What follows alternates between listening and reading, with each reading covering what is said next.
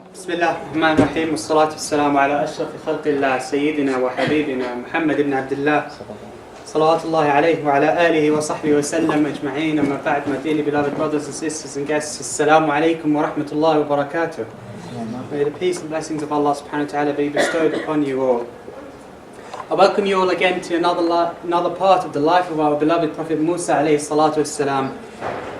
Last week we spoke about the part when Mousa alayhi salam led the children of Israel through the sea, through the Red Sea, and the miracle of Allah subhanahu wa ta'ala where the sea split, allowing the children of Israel and Mousa alayhi salam to pass through. While I'm on the topic, while I'm talking about this part, looking through the internet, there's a few scientific theories that actually go into trying to scientifically prove how it happened. Two theories I've come across is, one of them, there was a very strong wind that hit the highest point of the river, of the part of the sea. So when that wind would hit the seawater, that seabed will be exposed, allowing them access to go through. And as soon as Mousa alayhi salam and the children of Israel had passed by, that wind would stop and the sea would go back to normal. The other theory was, there was an earthquake or a volcanic eruption somewhere around Spain region, which caused the separation of Africa from Europe. That part was separated because of the shake of that earthquake eruption. And that caused a wave from that point of contact between Africa and Europe, and reached all the way to the Red Sea. And that caused a bit of a wave where there was a gap that allowed the children of Israel and Mousa to cross, and as soon as they had crossed, they'd stopped. I'm not here to question it. I'm not a geologist or whatever that related field is. I don't know how it works, and it's quite frankly, I don't want that to kind of spoil the whole miracle. Ultimately, it's a miracle from Allah subhanahu wa ta'ala. If it was a wind, the wind is a soldier of Allah subhanahu wa ta'ala. If it was a volcano, it's still a soldier of Allah subhanahu wa ta'ala. Ultimately, what had happened is that Mousa alayhi salatu wasalam and the children of Israel have crossed. And once they have crossed, Pharaoh and his soldiers went through and the water came and drowned them. The other thing I wanted to mention is, subhanallah, other people would call it karma, but we'd call it, it's the justice of Allah subhanahu wa ta'ala. However you treat people and whatever you do in this dunya, Allah subhanahu wa ta'ala will repay back to you. Now, Pharaoh, from early times of the children of Israel, he would go and kill the sons of the children of Israel. And what they'll do is, either they'll kill them or they'll throw them into the river Nile. So subhanallah, after killing and drowning so many innocent lives, Allah subhanahu wa ta'ala gave him a bit of taste of his own medicine. And not only did he was thrown into the water and drowned, that's just too much of a distance. He started from the bottom and he was drowned. So what I'm trying to say is, subhanallah, if you try and oppress people, and if you try to punish people, if you try to inflict pain on people, that same pain will happen to you. And now at least for that split second he realized what he has been doing to the children of Israel, and Allah subhanahu wa ta'ala drowned him. Then we looked into how Prophet Mousa alayhi salatu wasalam went to the miqat, when he went for 30 days and nights, went and worshipped Allah subhanahu wa ta'ala. And once that 30 nights was over, then he was told to worship Allah for an extra 10 days. And he worshipped Allah even just as much as he has worshipped Him in the first 30 days. So he did 40 days, and after that, as a reward, Allah subhanahu wa ta'ala talked to him. And we looked at the different things that, we just took 5 different things from the conversation between Mousa alayhi salatu wasalam and Allah subhanahu wa ta'ala, including the importance of La ilaha illallah, the weight, the rewards gained from saying that there is no God but Allah subhanahu wa ta'ala, truly believing it in your heart. Then we stopped there.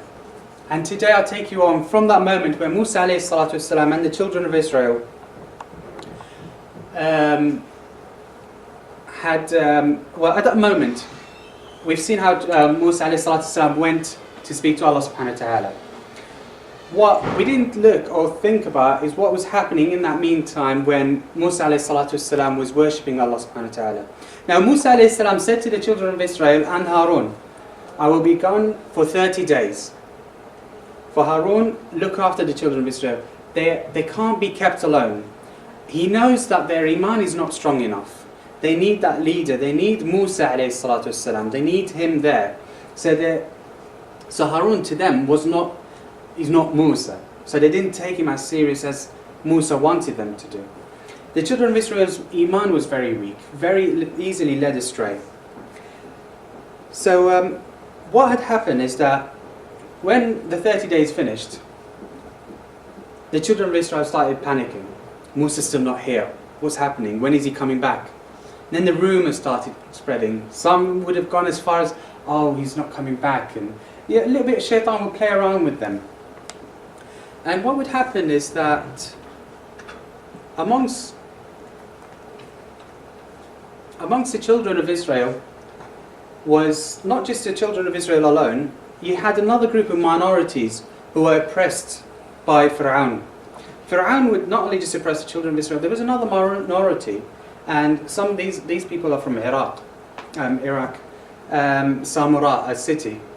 And there's one person in particular, he was amongst those who were oppressed.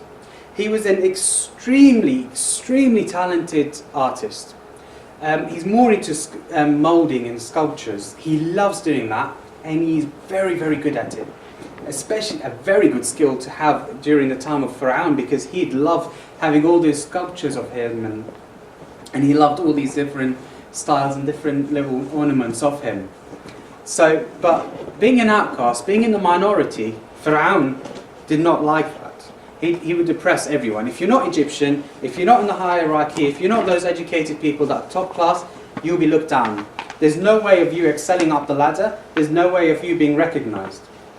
Now this Samari was amongst the children of Israel, and he fled with them. He saw that there's no point of me staying here. I'll go with them, because if I did stay, I'd end up being punished and going through everything like how it used to be. So it wouldn't have been any different. So Samari and the other minorities went with the children of Israel, and they all crossed the sea together. So as it is, you've had all this evidence, all these miracles of Allah subhanahu wa ta'ala. Now in that 10 days gap, where the children of Israel didn't know about Mousa, while Mousa alayhi salam was even worshipping Allah subhanahu wa ta'ala even more, Samari started playing around with the idea. Now what had happened is that right before the moment when Mousa alayhi salam asked the children of Israel, let's go, tonight we're leaving, prepare everything you can and we're going tonight. This is the bit before they crossed the sea.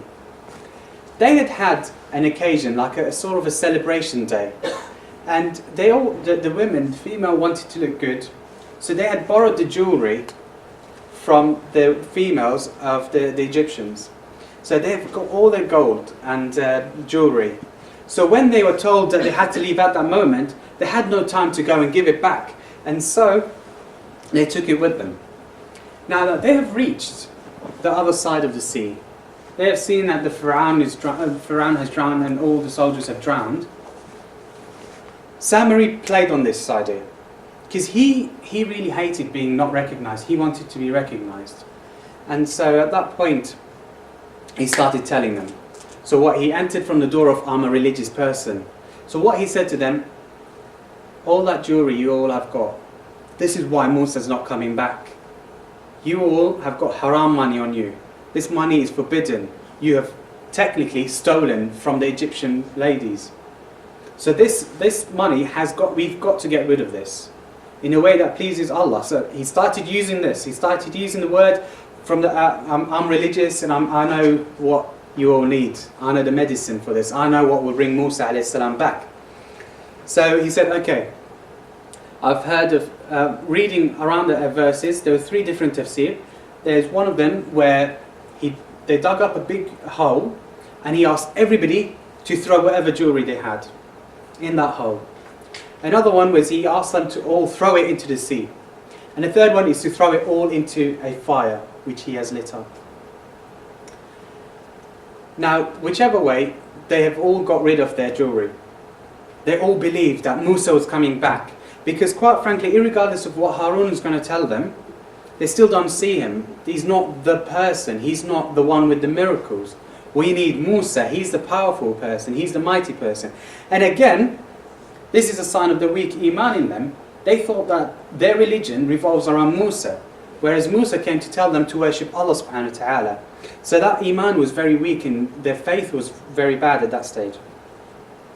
So they believed what Samiri said. Samiri said to them, throw it, get rid of this and Mousa will come back. So they had thrown everything and then had gone back. When no one was there, Samiri went and collected it, whether from the sea or whether it was had already melted in the hot fire, or from the hole. He collected them. Then he molded it and worked around the gold until he made a calf. What had happened? This was happening in that 10 days when Mousa alayhi salam was still with Allah, still worshipping Allah subhanahu wa ta'ala. Allah subhanahu wa ta'ala had asked Mousa. So if this was on a TV program, you'd have two scenes in one screen. So this part is where the children of Israel. If I snap back to the scene of Mousa alayhi salatu wasalam, Allah subhanahu wa ta'ala asked Mousa, and what made you hasten from your people, O Mousa? He said, they are close on my footsteps, and I hasten to you, O my Lord, that you might be pleased. So he thought, Mousa alayhi salam at that point, although he knew that the children of Israel are a bit weak in faith, but they are following what Mousa alayhi salam is teaching them. So Allah subhanahu wa ta'ala replied and said to him, verily we have tried your people in your absence, and as Samiri has led them astray. This was at the distance. Allah subhanahu wa ta'ala has told Mousa that there's a fitna going on there amongst the children of Israel. What Samiri had done, he's getting the people, and then he built this golden calf. He's asked them to worship it.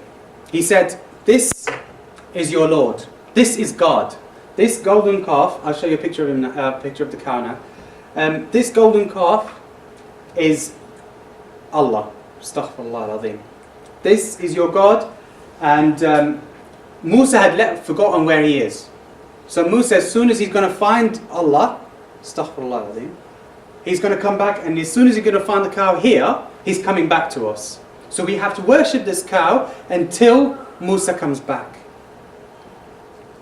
Now, children of Israel, you had the religious people, you had the righteous people, and then you had the majority who had the very weak iman. They just went and believed him because Samiri came to them from the door of, I am a religious scholar, I know what I'm talking about. He just mentioned the name Allah in these sentences. It made him a preacher. Whereas Harun alayhi salam, who is actually a prophet, they ignored. So Harun alayhi salam, the prophet Harun, the brother of Mousa alayhi salam, saw this. And he's angry, and what can he do? He tried, he pleaded with the people, and he's telling them that this is what you all are doing is wrong. So he ended up being, it ended up being a stage where Harun and the righteous people and everybody else. So this is where he started getting a little bit this is where Harun alayhi salam got a bit worried. And Harun indeed said to them beforehand, O my people, you are being tried in this, and verily your Lord is Allah, the most gracious. So follow me and obey my order. They said to him back, we will not stop worshipping the calf until Mousa returns to us. They have believed completely what Samiri has said. This is Surah Taha, verse 91. Harun alayhi salam started getting worried. Now, if I start going into, start using violence to try and counteract this, I'll cause a fitna. And now I'll have two people clashing. What will happen if the clash happens? Mousa alayhi salam will come back, won't be anybody left. There'll be a civil war between them, everybody will kill each other, and there won't be anybody left. So he took a step back and thought, I'd leave that for Mousa alayhi salam to come back, because obviously Mousa alayhi salam would have gone to speak to Allah subhanahu wa ta'ala. He had been given the wisdom of how to deal with this situation.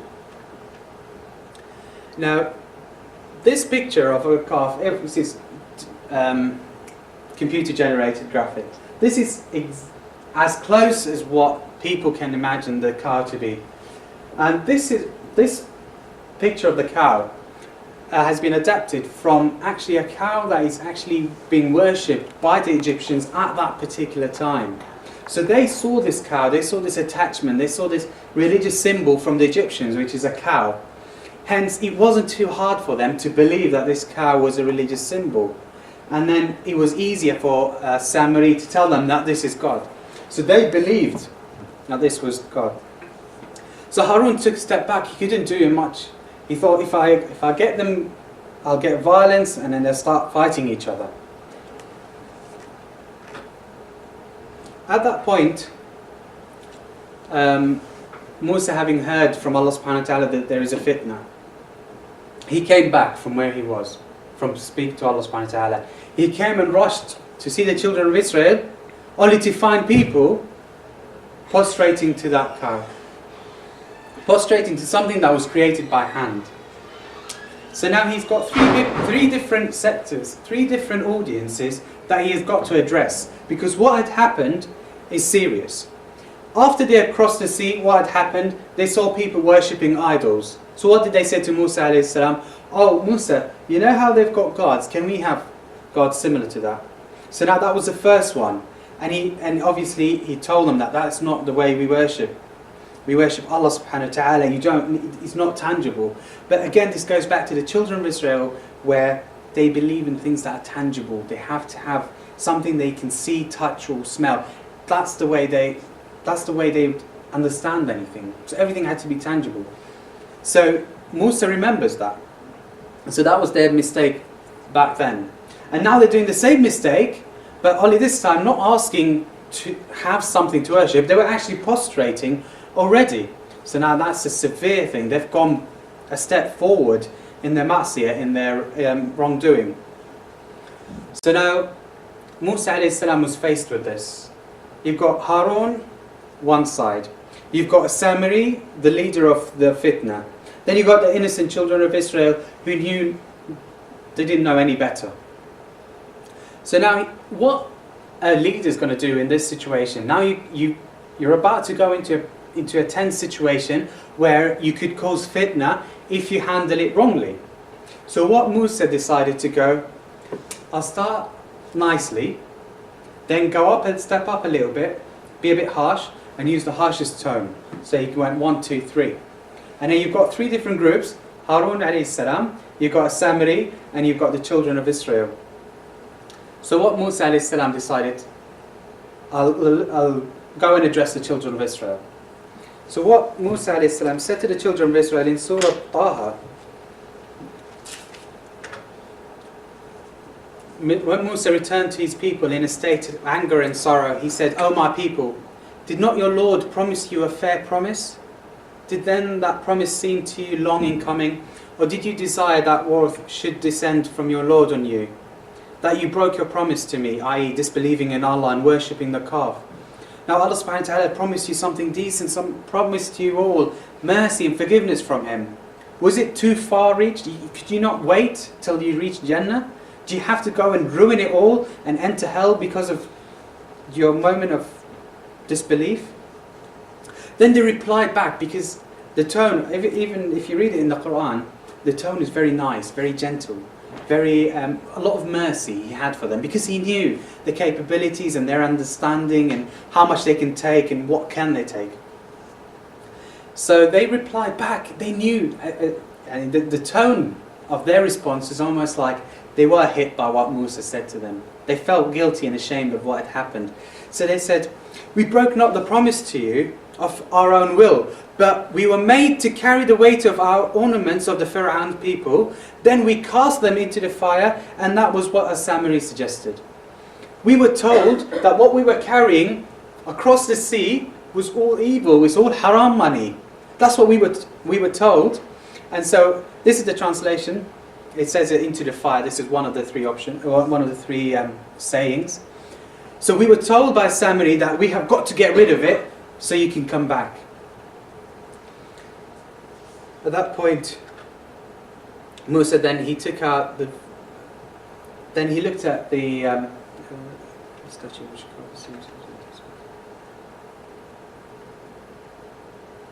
And then the children of Israel are explaining to Mousa what had happened. They said then he took out from this fire for them a statue of a calf which seemed to low. Now what had Samri done when he carved the cow? He had made one straight pipe through from the mouth to the back. And obviously having different things, that's how an instrument would work. When you'd blow from one end, and with the vibration it would come out a noise, an amplified noise from the other end. So what he had done that hole through the cow, positioned it where the wind would come. So when the wind would blow through the cow, the noise would come out of the cow. And so the children of Israel started believing that this cow actually makes noise. It must be God, it must be something, it had to be something supernatural. So that's how he played a little bit with it. And so what Samri said to us, this is your God and this is your Ilah. And this is the God of Mousa. This is what he told us. So this them explaining themselves to Mousa. They said, and he said to us that Mousa had forgotten God, but as soon as he finds where God is, he'll come back to him. Because he told them, because they know that Mousa went to speak to Allah. So they think, well, Samri made them believe that Mousa is still looking for Allah, ma'adallah. Did they not see that he could not return? And then Allah subhanahu wa ta'ala added on that line, did they not see that it can't respond back to them? It's not doing anything, it was made by man. Did they not see this? All these idol worshippers in today, did they not believe, did they not see that these are just man-made things that will break, that cannot respond, cannot help you? So this is Allah subhanahu wa ta'ala telling them the same thing. It's not going to do you any harm, it's not going to help you. It's only Allah subhanahu wa ta'ala who can help you through this. So then Mousa alayhi salam turned towards the Samari and he said to him, he looked at the Samari and,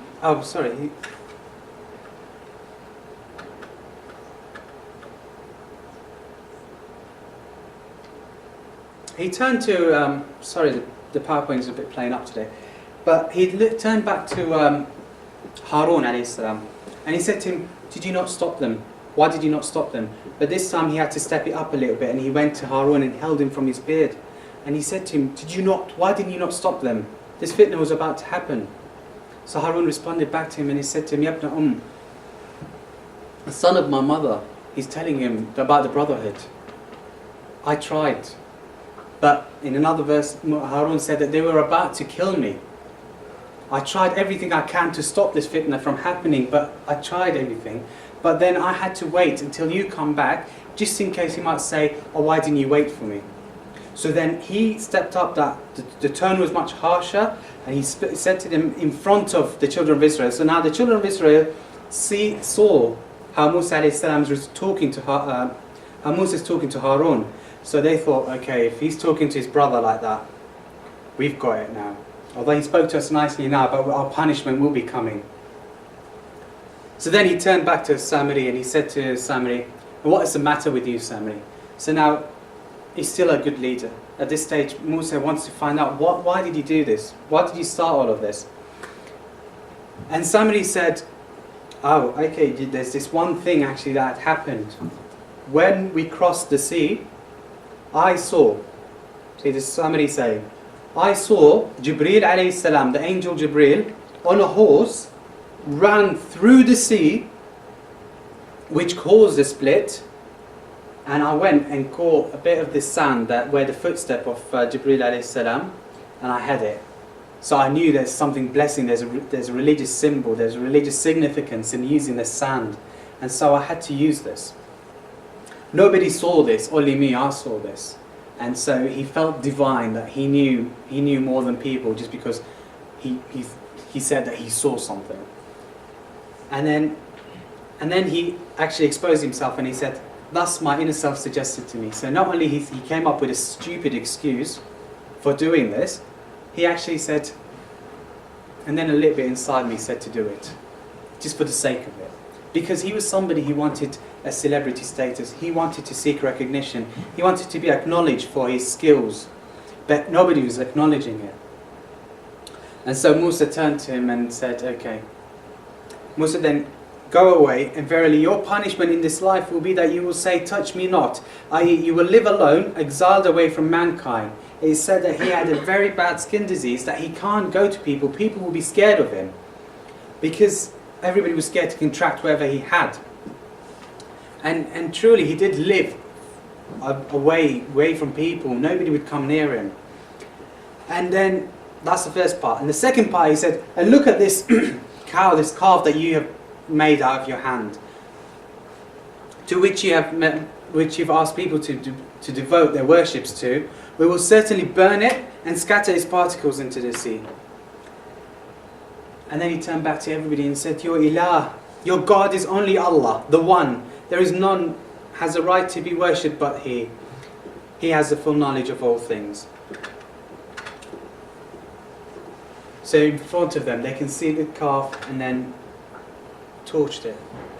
He just burnt it, and then when it started turning to ashes, he threw it into the sea. Now one person has been punished, but then now the children of Israel's turn. This is the second time they've done something silly like this. First time they asked Mousa a.s. to give them a God that they can worship.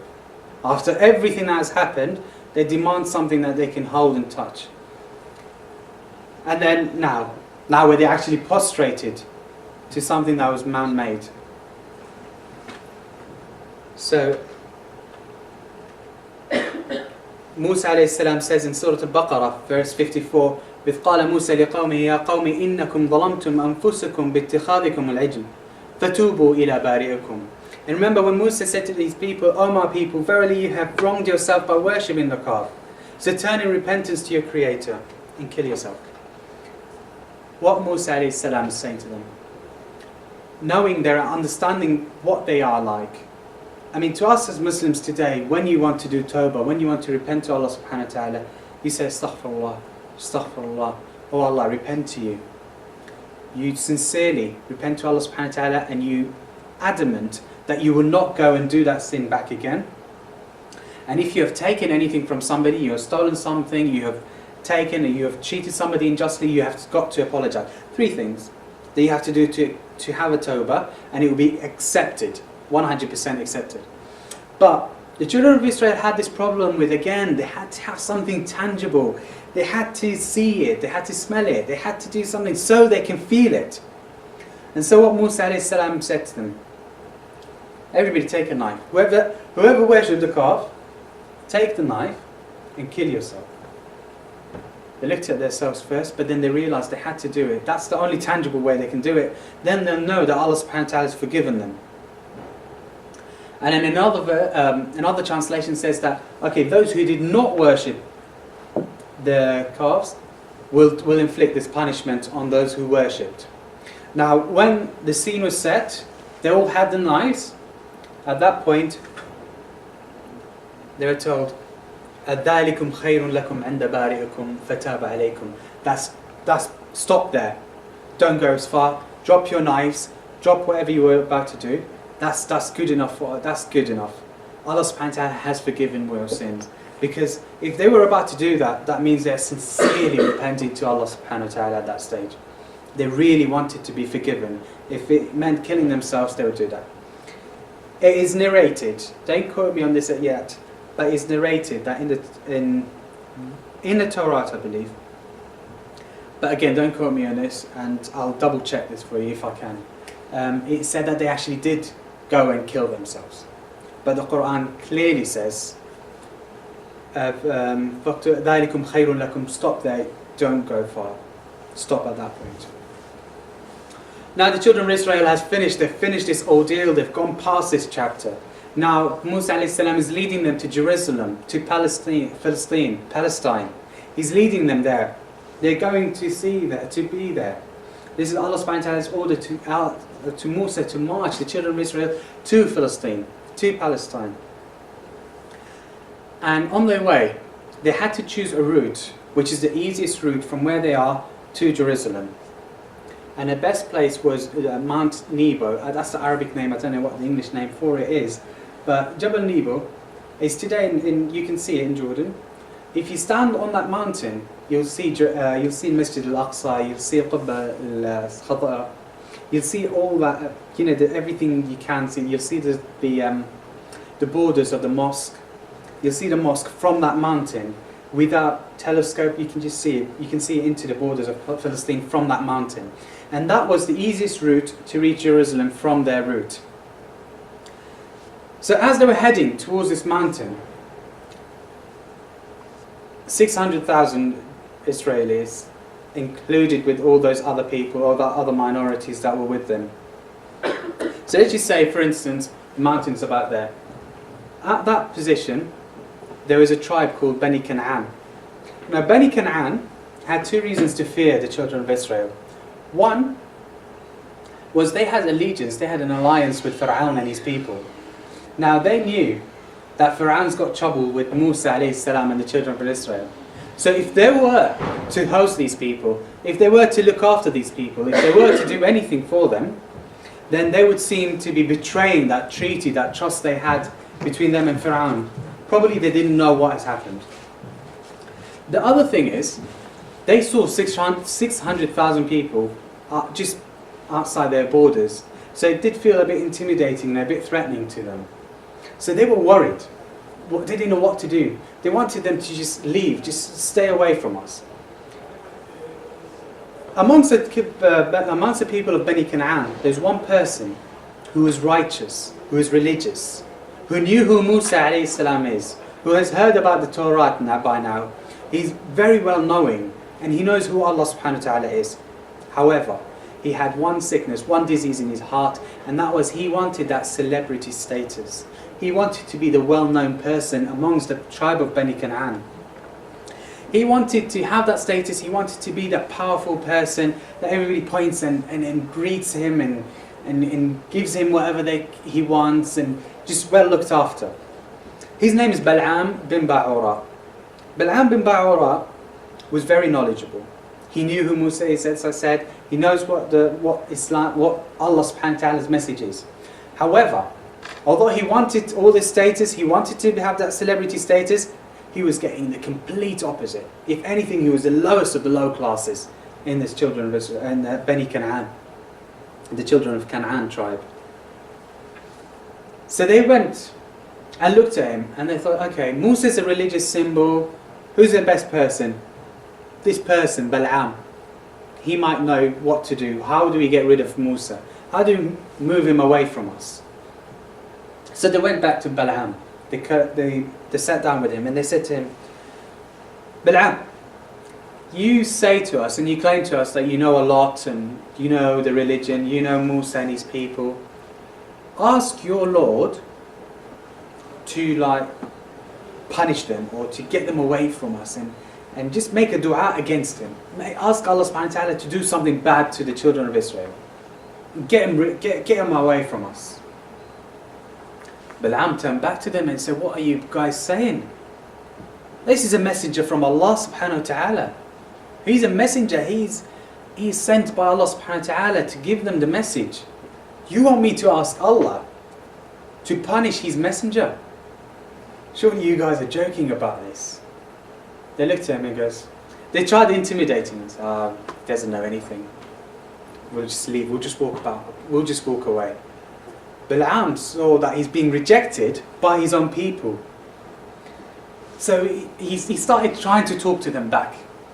He wants to try and fix up what he just said. So they said to him, okay, if you make dua to Allah, if you make dua to your Lord to punish him or move them away from us, then we will make you a celebrity, we will increase your status, you will be among the high class of us, we will increase your status amongst us.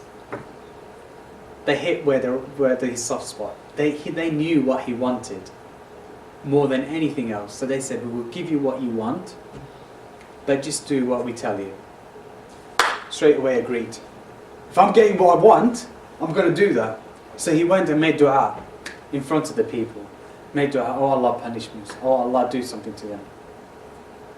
First, this guy is not Muslim. He's not worshipping Allah subhanahu wa ta'ala. And worst of everything, he's making dua against Musa, Kalimullah. Obviously, nothing's going to happen. So the people turned back to Bal'am and said, I thought you're religious. I thought you're big and you're all that. You're nothing. You really are nothing. And they just ignored him and rejected him. And then they walked away, thinking, okay, what else can we do? Bal'am realized the severity of what he had just done. He had just sold his soul to these people. He had made dua. He had agreed to support people against Mousa alayhi salam and his people. So he realized that it's too late for him now. See, at all, he thought to himself that khalas, no more mercy of Allah, I will never enter Jannah, even though I did all of this work, all of this learning and preaching and learning about Allah subhanahu wa ta'ala. That is all wasted now, just by doing this dua. Little did he know about the mercy of Allah subhanahu wa ta'ala. He didn't know about the forgiveness of Allah subhanahu wa ta'ala. So what Bal'am did, which is a big mistake, he said, I'm in hell. I'll be going, I've wasted everything I've done so far. So since I've wasted my akhirah, I'm not going to waste my akhirah, I'm not going to waste the day of judgment. I might as well gain the rewards in this dunya. So basically, if it's going to be all bad news in the day of judgment, I might as well make it good news for me in this dunya. I might as well do something and get that status because I'm going into hell. So what he said, he called those people and he said to them, come over. You know the children of Israel, what we can do to them. I want all those who've got ladies, the females, I want you to bring them all. Give them the best clothing, let them come up in the best appearance, perfume, and then go towards the children of Israel and pretend to be selling stuff. And how low can somebody go? And order these women who go to the children of Israel to allow themselves to whoever wants them. Whoever wants to commit adultery, just do not say no and do it. So what he wanted to do is cause fitna in them, and that Mousa will move them straight away. When they started coming towards the children of Israel, Mousa alayhi salam saw what had happened, and he'd known what had happened and who was the cause of this fitna that was about to fall upon the children of Israel. And some sources might say that some did come and some did do the fitna to the children of Israel. When Mousa found out who did it, he went and made dua to Allah subhanahu wa ta'ala. Now Mousa alayhi salam, so far, whenever we see his story from the beginning to now, every single dua he's done to Allah subhanahu wa ta'ala has been answered in an instant. He had made dua against this Bal'am bin Ba'ura. Now Bal'am bin Ba'ura, after that dua, he lived.